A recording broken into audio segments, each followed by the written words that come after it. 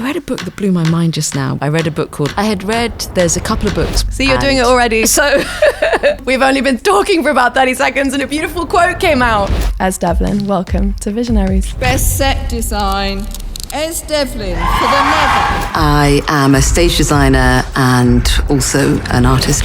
I've been designing for theatre and opera and fashion and pop concerts for Beyoncé and Adele. And I also make solo installation work as well.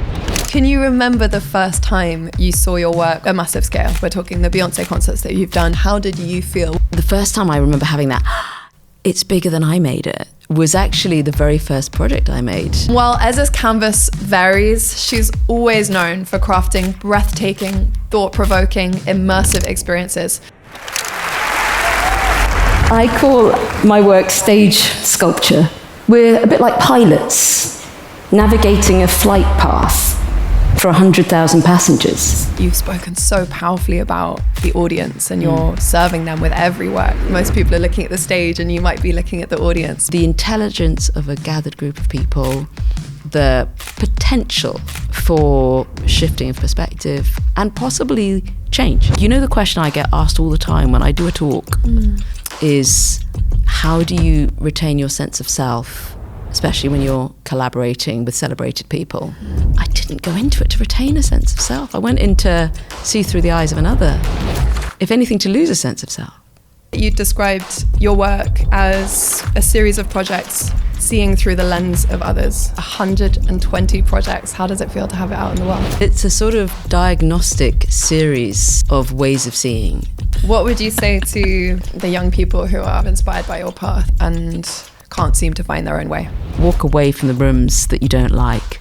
If you don't like the room, try and change it if you can. But if you can't change it, then find another room with other people. You don't just see photos, you feel them. And that's what you should be armed with before you even hold a camera. You kind of disappear down that lens and you're in another world.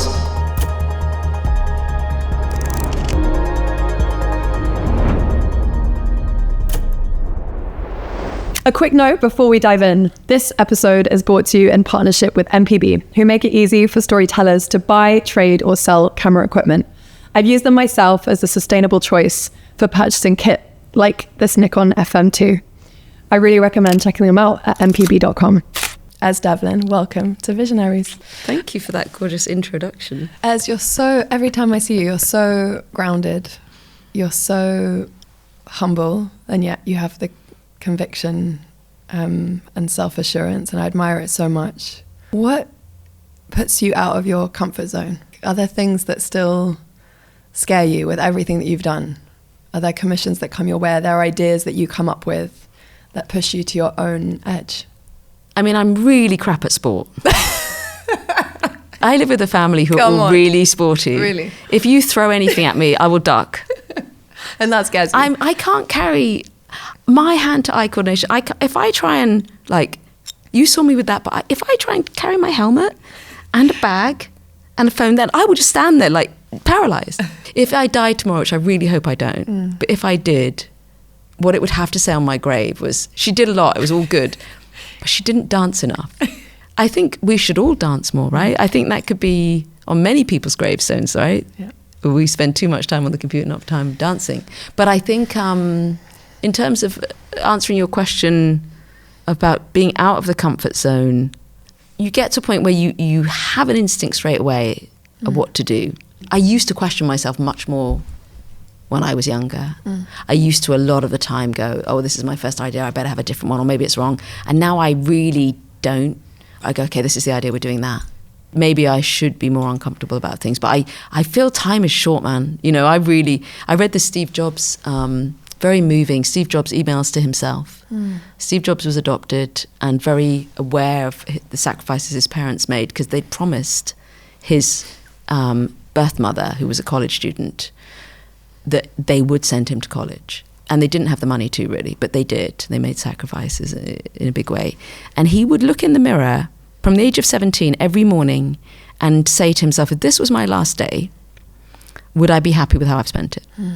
And he did that all his life by all accounts. And if he went sort of 5 days in a row where the answer was no, then he made a change. So yeah, I tend to maneuver myself into a situation of comfort where I can do. I'd seen in an interview that you said that I'm aware of how short and precious life is. And I was curious to ask you why. You know, just before we spoke, your parents are luckily still with us. Do you know why you have that sense that life is short and precious and to be held onto, because it's something that many of us can lose sight of? I've made this myth about myself. It might not be true, but it might be because my earliest memory is nearly drowning. My parents keep saying you mustn't be able to remember it, but there's no photographs of it. So I don't know how I remember these images. I think I was 2 or 3. And I was paddling with my tiny brother and my dad in the River Thames in Kingston upon Thames, where I grew up. And the one thing my mum said to my dad when he took us out was, whatever you do, don't let them paddle in the river. And we, of course, paddled in the river.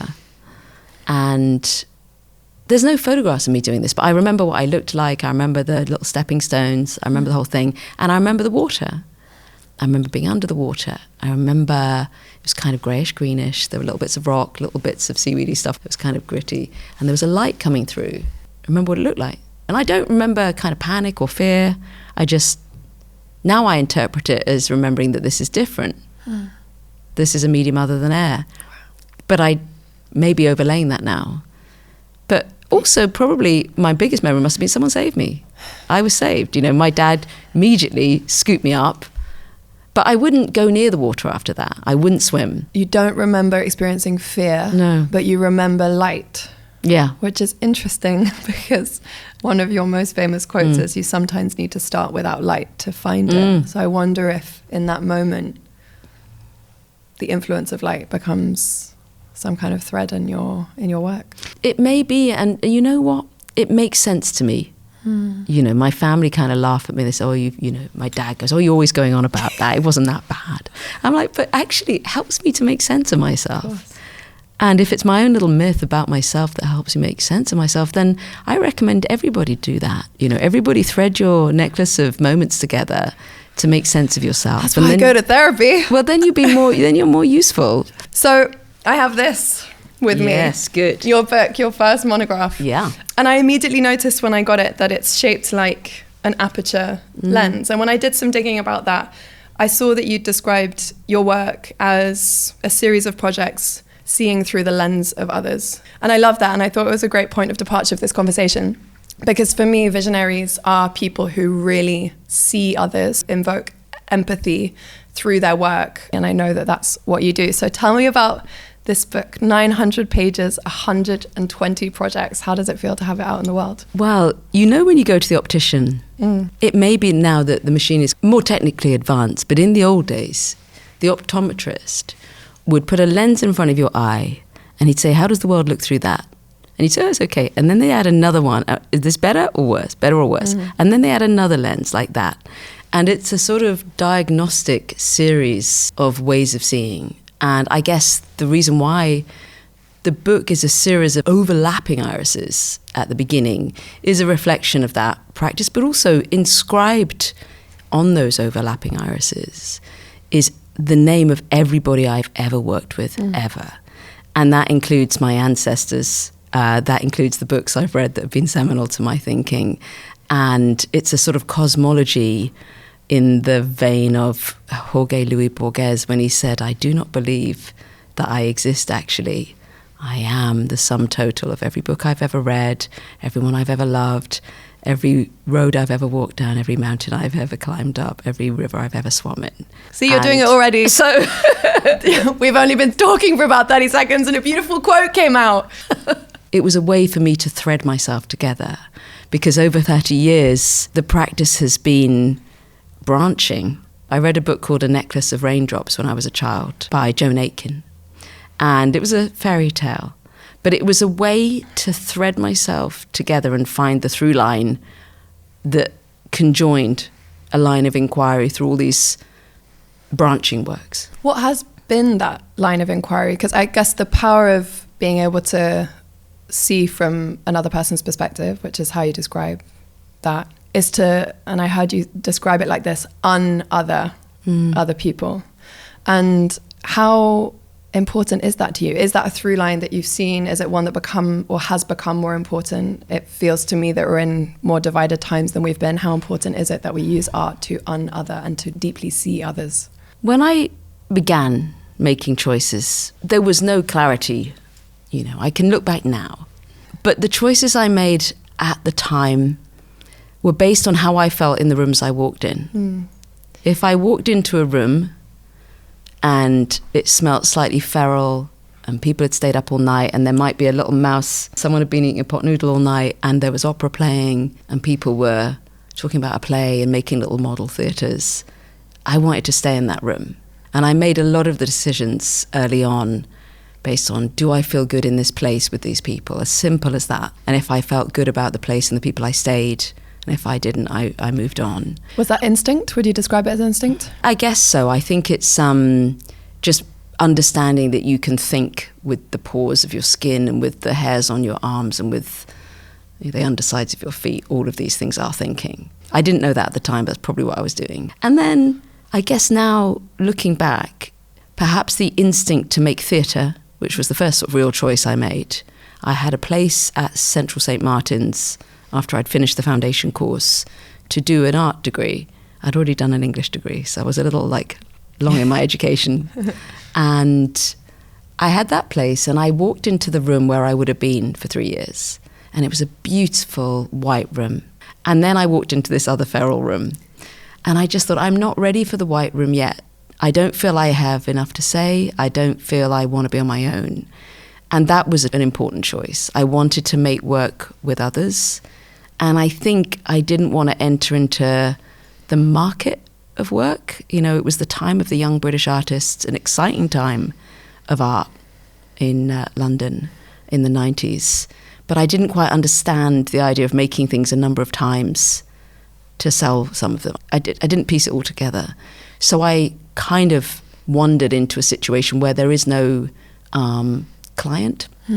That relationship doesn't exist. It's the audience and the makers of the work, and the work is the boss, if you know what I mean. And how were those early years? You went to CSM, you then went on to do a degree, but then you ended up at the Bush Theatre.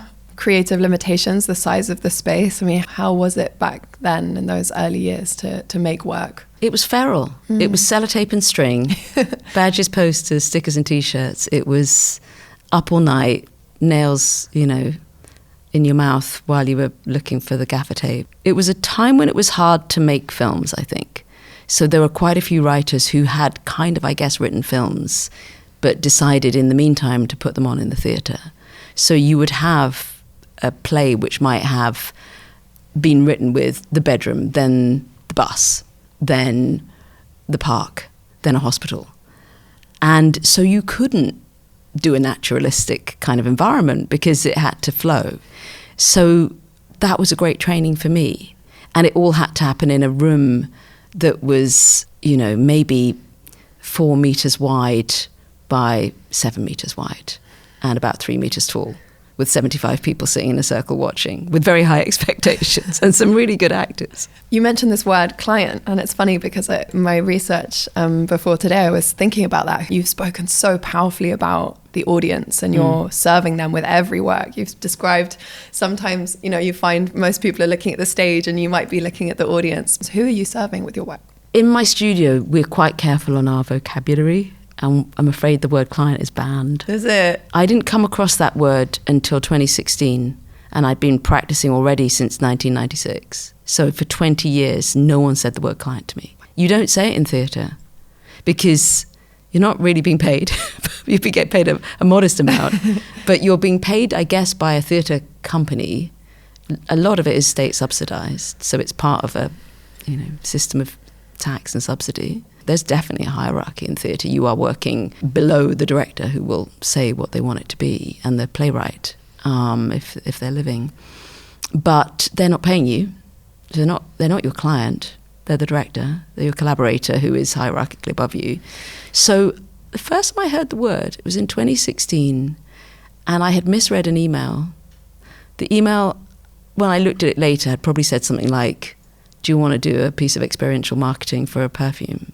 But I really didn't understand that. I thought it said, would you like to do your first major sculptural art installation? And we'll pay. That's what I genuinely thought it said that. I wanted it to say that. But midway into that process, the conversation was happening, and there was something that the person paying for it didn't like. And the producer said, the client wants this. I was like, oh. So that's how that word shows up. Mm-hmm. That word shows up when there's a difference of opinion and the person paying is in charge. I'd never heard it in 20 years of practice. So I thought, well, how do we not do that? How do we not use that word? How do we just say, okay, what's the name of the person? Mm. What are their requirements and needs? Because every collaborator has different needs from a collaboration. So we break it down like that. Take me into your world then. How do these projects come to you? How do you work with your collaborators? I mean, I guess at the beginning, for the first couple of decades, my career path was pretty straight. I was a theatre designer. I was doing my thing. Then I started in 2003. Someone asked me, would you do a pop concert? And I did it at the Barbican Theatre. It was the last ever show of a band called Wire. How did you feel when you got that offer? I thought it would be interesting to unpick the anatomy of this band. And I thought that pop concerts were a bit messy. I found they were this kind of wobbly shape of the drummer was always on this little stand to get his face at the same height, and there was all this mess, tangled cables, and that was messy. So I'm going to clean it up.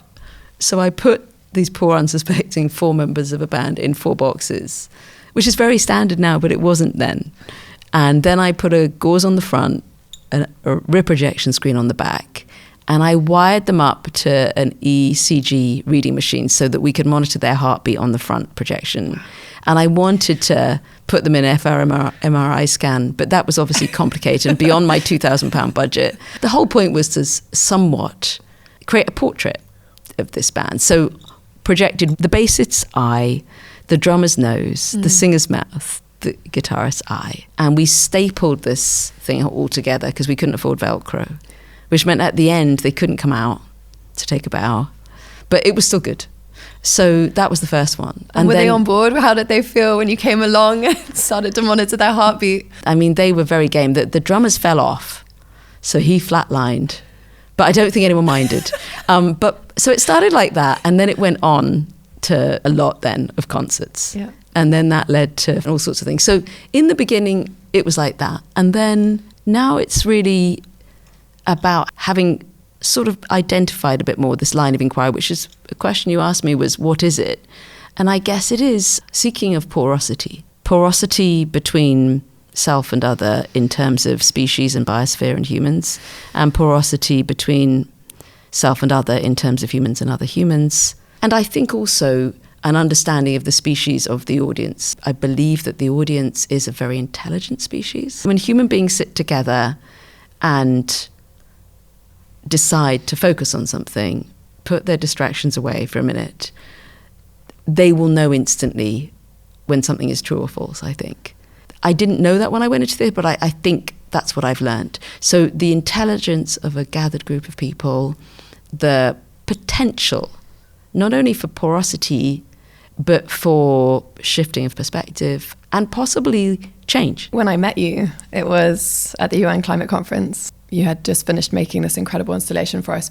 Was it for us for Change or Conference of the Trees? That was Conference of the Trees. So it was around 120 trees. Can you share your thinking behind that project and why there and why it was so significant?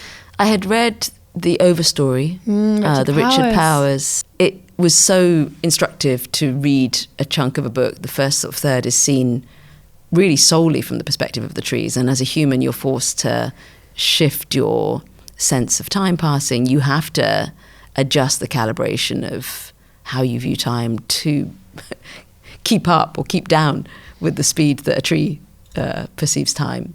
And I thought, well, if we're having this conference of the parties, could we invite the trees to it to observe and witness anything that we might be doing at this conference? So we selected a tree to equate with each party. It was quite special in there. And it was such a brilliant contrast to the conference itself, which is famously terribly lit, unbelievably bad food. It's kind of devoid of oxygen, sort of physically and spiritually almost. And so to come to where you'd done the installation was incredible. And I'll never forget that you spoke on stage and you spoke about awe, to be awe-inspired and the power of awe. And I've been thinking about that a lot at the moment, because particularly when it comes to climate and talking about nature, it feels that the creative challenge is sort of bigger than ever to find ways to Trojan horse these stories into creativity, into art, into storytelling in general, because people feel, I think, in a way more disempowered than they ever have. They're wanting to turn a blind eye. We're overwhelmed. I think we're more sensitive to being preached to. Do you feel that the awe that you create with your work, the beauty, is a kind of Trojan horse? I think I learnt that from Timothy Morton,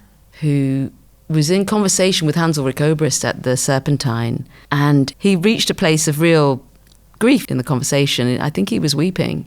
I think Hans Ulrich said to him, "What should artists do?"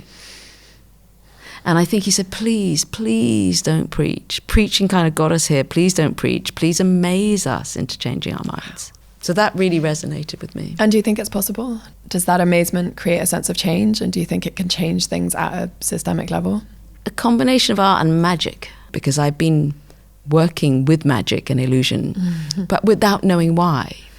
And I think it's because it's that kind of chink in the armour, that destabilising of certainty. If we could just kind of get a chink through the barricade of people's certainties. When I met you, you'd done Conference of the Trees for us, The Change. You did an amazing installation last year, Congregation, all with very powerful messages. What do you see your role to be? I'm trying to be very anchored with my feet in the clay of where I am. So I've made quite a lot of work which is just learning where I am. Who am I in London? And who are Londoners? That's been the work of Congregation that you mentioned, which was 50 portraits of those who bring their gifts to London. And I needed to learn who I was in relation to the porosity I felt of our community towards Ukraine, which I hadn't experienced in my life, that kind of national porosity. Growing up in the 1980s under Thatcher, there wasn't that before, where we were welcoming.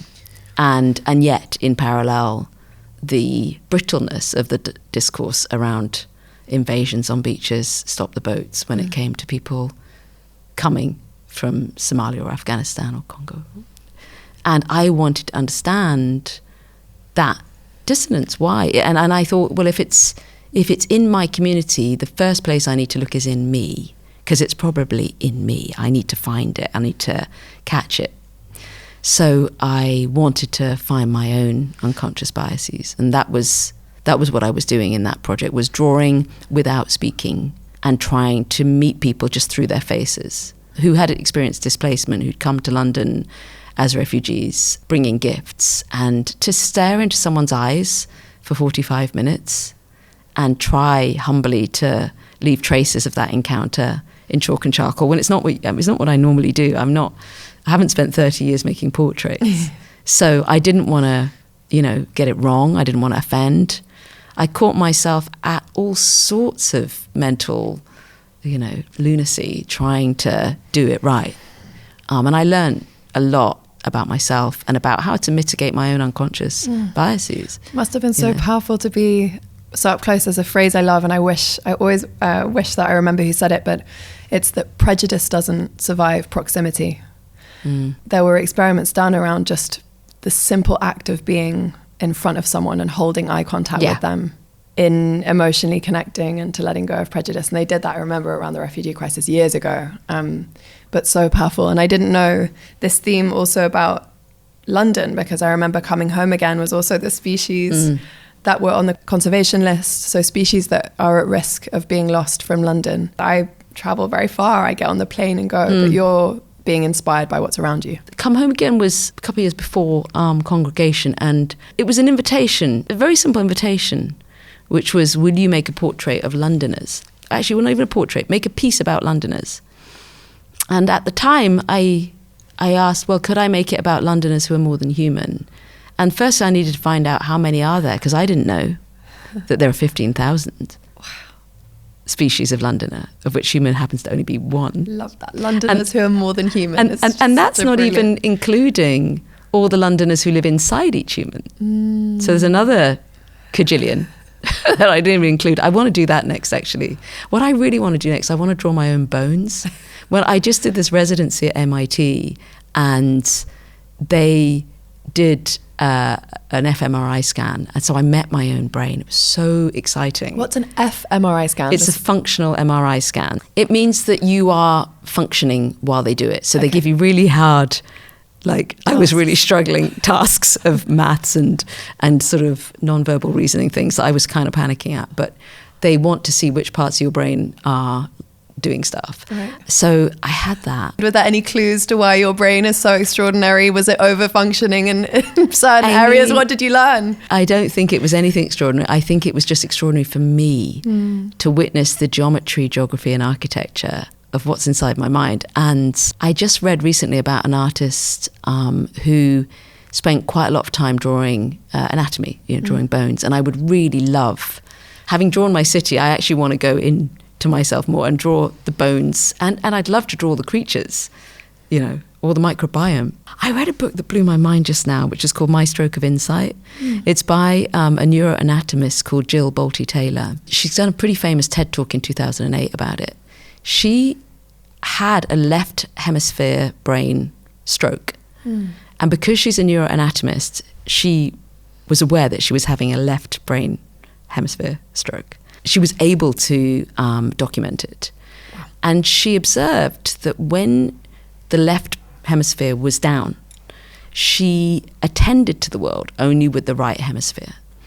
And she felt an absolute continuity with the world. And there's a couple of books, one called The Master and His Emissary and the other called The Matter with Things. They're both by Professor Ian McGilchrist. His point of view is that he sees a lot of the disequilibrium that we live through as a result of the disequilibrium between the modes of attention of our right and left hemispheres in our brain. Interesting. And he takes it back to when we were nematode worms 700 million years ago. We already had the beginning of separated bipartite brains. His suggestion, and it seems to be pretty uncontroversial, is that the left hemisphere was specialist in separation, and largely to identify food, to find out from what you are perceiving what is food. And the right hemisphere was specialist in big picture, the horizon, to resist becoming food. So one half of your brain is trying to not be eaten, the other one's trying to eat. That makes sense, right? But as you go through evolution, that gets us to separation, identification, language, all of that stuff. And then on the right hemisphere, it's much more continuity, porosity, empathy, all of that. And it's not that the two halves of the brain do different things. They all do everything, it seems, but they do it with a different mode of attention.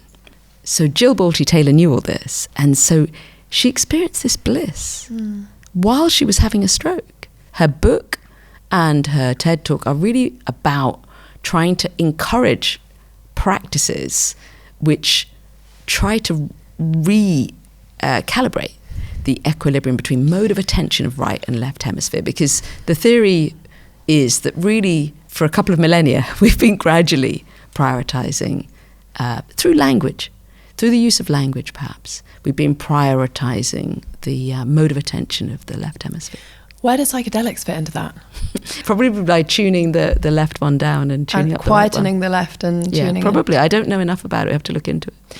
You speak about the interconnectedness of things. You speak about the more than human, and it sort of seems obvious to you and implicit in your work. But I wonder where it comes from, because that idea of humans and nature being separate when really humans are a part of nature, not apart from it. I mean, when did you learn that to be a truth? Because everything about the society in which we live, you mentioned separation, has been built. Modern civilization has been built to separate us. The story that we're separate from nature is such an insidious one. Was there a turning point, an awakening moment where you realized that A, it wasn't true, but B, that you wanted your work to focus on revealing a different story? I mean, I think I read a lot. And I think You read a lot. It's surprised to me, given how many authors you've mentioned in the past few minutes. My reading teaches me stuff to a degree. Yeah. But then the practice, I mean, that's why, I love the Joanna Macy World as Love, the World as Self, because it's got the exercises at the back. You can practice. But when I read in Joanna's book, now we can relinquish our separation. We can come home again to our mutual belonging. I read that.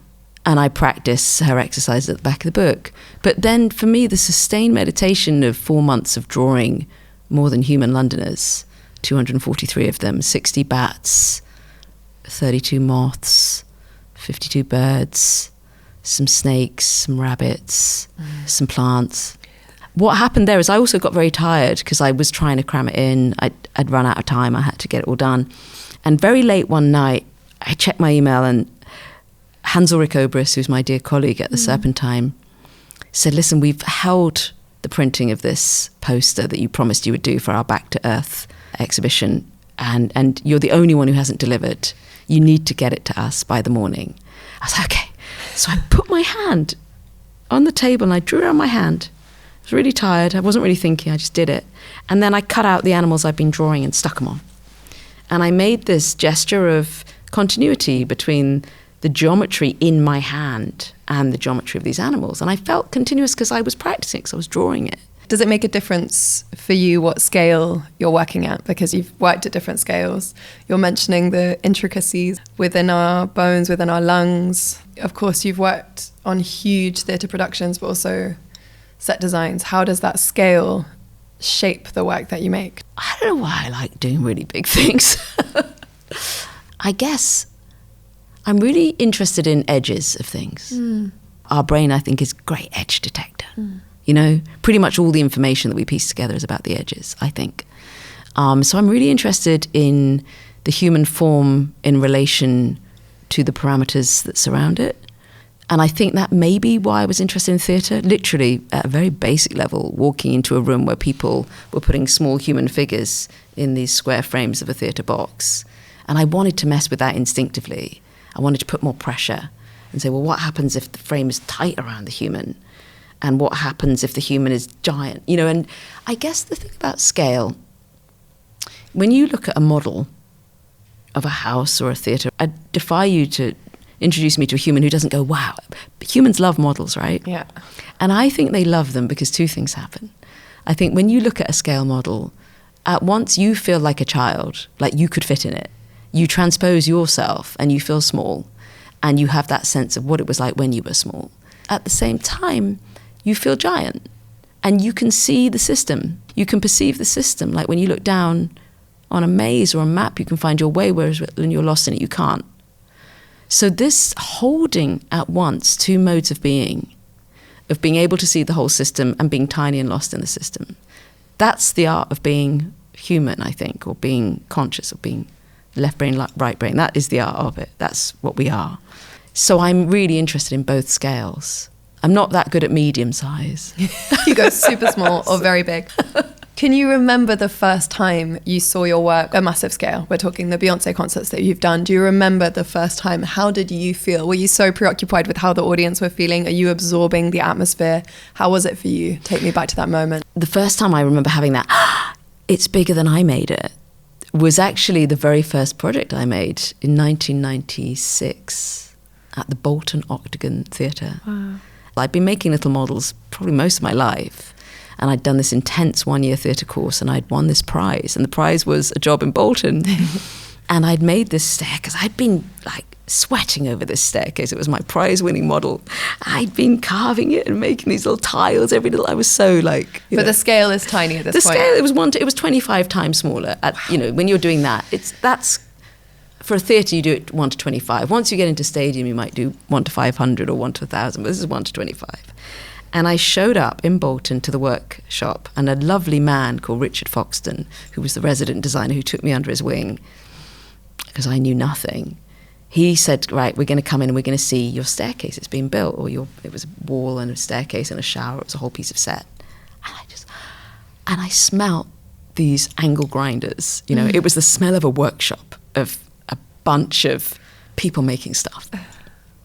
angle grinders, metal, wood, saw. It was just, I'd never been in a workshop like that. Did ever. you love it? Oh, I mean, that smell now makes me so happy, I have to say. So I walked in and I just looked at it and it was 25 times bigger.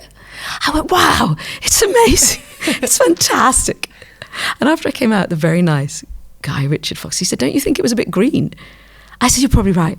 I was just so amazed they made it bigger. So that awe of something you make in your hand small being cared for by others, that was probably the biggest awe.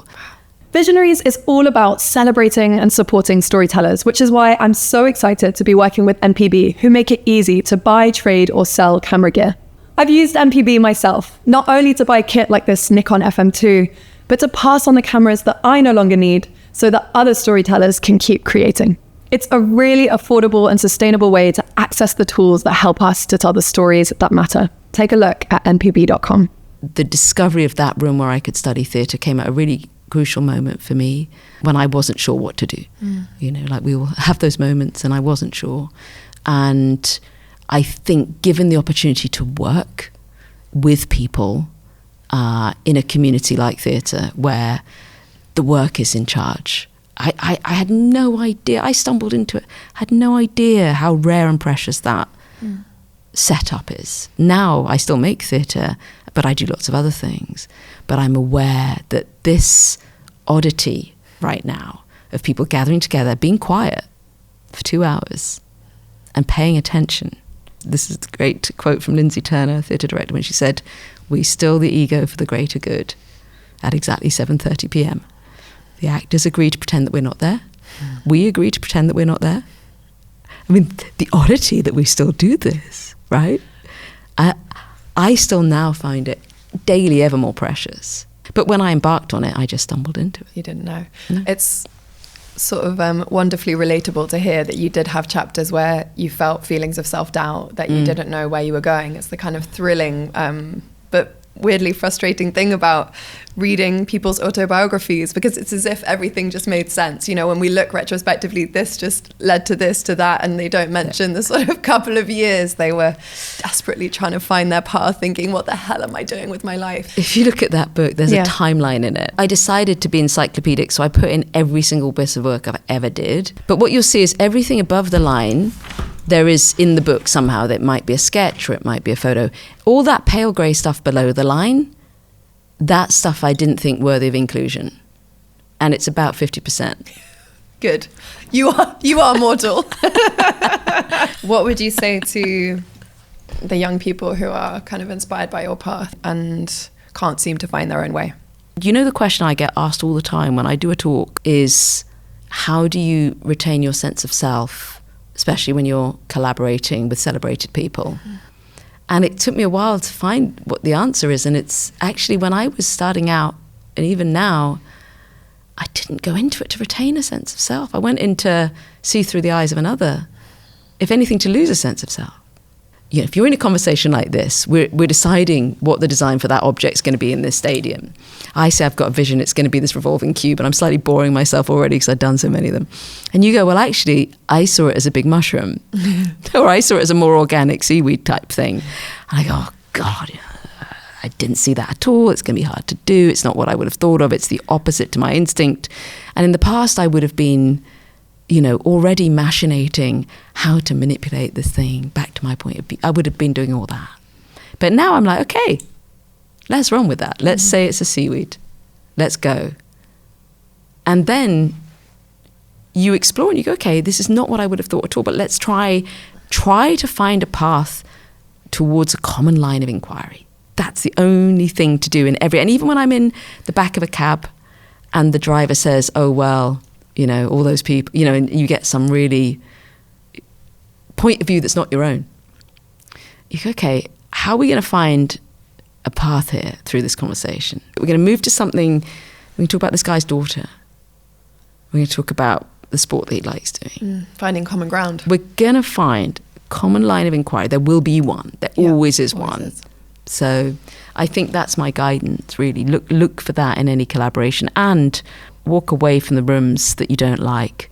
If you don't like the room, try and change it if you can. But if you can't change it, then write a new script for it if you can. Try and, reframe what it is for you, or find another room with other people. So trust yourself. If you have a hunch, it's usually right. I try and not get confused between my own paranoia and my hunch. Like, when is it a hunch and when is it just paranoia? When is it intuition? When is it panic? Identifying, is it an instinct or is it actually a manifestation of your own anxiety? You have to, it could be either a lot of the time, couldn't it? I mean, I'm the biggest soundboarder. Do you mentioned those advisors, and have you had mentors? Have you had people that you go to when you're not sure that you need to soundboard with? How do you work with those people and help them, let them guide you as well? My life is a constant stream of ongoing conversations. Lindsay Turner, the director, I've been talking with her. Our conversation started in 2012 and it's still ongoing. I would say the 8 projects and shows that we've made together are sort of the byproducts, the side products of an ongoing conversation. There are collaborators. I mean, actually, Rupert Gould, who directed the Dear England play, which brought together those who love football but think they hate theatre, and those who love theatre and thought they weren't interested in football.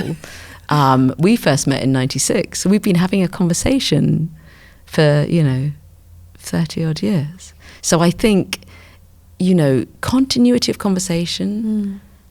In your work colleagues, in your colleagues, in your friends, in your lovers, whoever they are, I think clutch that, cleave that to you, because if you can have a continuity with people who knew you back then, that rootedness. That's why I really like to be rooted in place. What else keeps you rooted? I mean, you're very grounded, energetically, intellectually, spiritually. Do you have a spiritual practice? Do you have a practice of any kind that keeps you grounded? Not as such. I wake up in the morning and I do this 20-minute thing where I set the alarm. The architecture has not yet been built of the day. I see the shadow of it. I know it's going to come, so I feel safe. But still the fluidity of the mind at night. And I read somewhere, when you sleep, your mind fills with these baths. They are baths that rejuvenate all of the doings of the mind. And as someone who often stays up late, if there's one thing that will make me go to bed, it's thinking of that bathing of the mind that must happen. Have you always protected your sleep? I mean, with the amount of work that you've made, people might be mistaken for thinking you don't sleep much, but is that a space that you've always protected? There was this one moment where I turned to my husband, Jack, and I said, I think I've cracked it. I'm going to do a 48-hour day. And I had stayed up for 48 hours. And I said, this is it. We're just going to forget the 24-hour. I'm going to do 48 hours. And then I'll sleep. And this is going to be game changer. I'll do 2 days awake, and then I'll go to sleep for one night. And then apparently I passed out for 24 hours and it was a catastrophe. Is that because you can't fall asleep or because you stay up? Like, what is your natural rhythm? No, I can fall asleep usually. It's because I'm trying to get too much done. But when I was younger, I really could do less sleep. But now I can't. I need to go to bed. It's better to go to bed. There's this nebulous abstract idea, something that it seems to slip through my fingertips, but this idea of a work-life balance, is it something that you've been able to find in your life? Noel Coward said, work is more fun than fun. That's how I feel. That's how I feel. And people say, no, that's not physically possible. You're a workaholic. I'm like, when it's your mission, your life purpose, I can't tell the difference between work and not. Work is more fun than fun. Fun is hard work. It's true. But I should do more dancing. Sometimes I dance at work. You've said about your work that very little of it still exists. It exists in the memories of the people that experienced it, in the audience members. And it made me think about legacy. Is legacy something you think about, and what do you want your legacy to be? Such a great question. I mean, I always think about the origins of words. I think lega is about tying, about bonds, isn't it? I remember reading on the back of Women in Love, which was one of my favourite books growing up, the D.H. Lawrence. And D.H. Lawrence had a really short biography, and it just said D.H. Lawrence spent most of his short life living. That sense of what bonds you to those who came before and those who came after. I really think about, can I do justice to the day? And that if you probably do that, then that stack of days will add up to the best you could have done with the great privilege of being on this planet, You opened the conversation mentioning your ancestors and how you feel connected to them. So there's some sense. I'm reading at the moment a book called The Good Ancestor. Oh, that's a good book, yeah. And I've always been compelled by the sort of Native American idea around 7 generations forward. And Yeah. what if we behave today in service to generations to come? And for me, I love that idea of legacy, and it kind of echoes what you're saying about let's be the best that we can today in the present. And I guess even in spite of everything that we know and that we're pained by, the extraordinary privilege of being alive on this particular planet, and being conscious and singing the cosmos back to itself is still beyond a reason to be completely joyous, you know? And it just is, even though there's of course grief in it and pain in it. I'm overwhelmed by the joy of it. It's a miracle. It is a miracle. Literally a miracle. And then, you know, you push a child out and then that's next level as well, so. Who's a visionary for you, and what does that word mean? Well, it's Joanna Macy. It's Margaret Atwood. It's Maya Angelou. It's James Baldwin. It's those who sat and wrote or painted or sang with the clarity of an extended practice of looking and listening and communicating, and offering us now these maps, map makers. Adrienne Rich, Audre Lorde, they leave maps, don't they? And I guess, you know, I've made an atlas. I'm into maps and cartography. Visionary, meaning being in it enough to have the proprioception and the synesthetic reception of through every pore, and then leaving the mark on the top view on the map. So being in both scales at once. That perhaps is what I would describe those people who I value, and why I would, you know, do my best to leave maps. Well, thank you for being a visionary to me in both map making and world building. Thank you. Thank you so much. What a lovely conversation.